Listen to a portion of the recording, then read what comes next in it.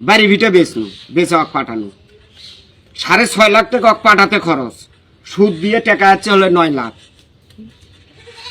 খালি কিস্তির সুদ।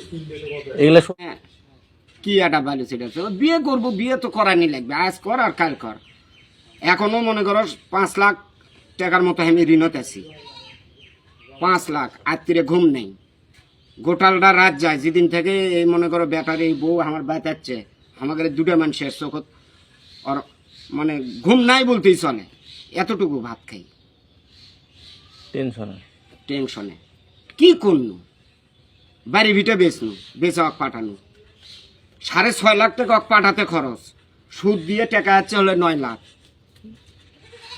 খালি কিস্তির সুদ। এগুলো শোধ না হতে হতে বিয়ে শাদী করলো।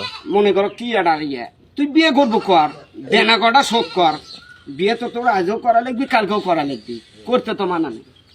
মামু কথাটা বোঝো, বিয়ে করা তো লাগবি, কর অন্তত আমার দেনা কটা শোধ করে দে, বিয়ে তুই বিয়ে কর, তুই না আরো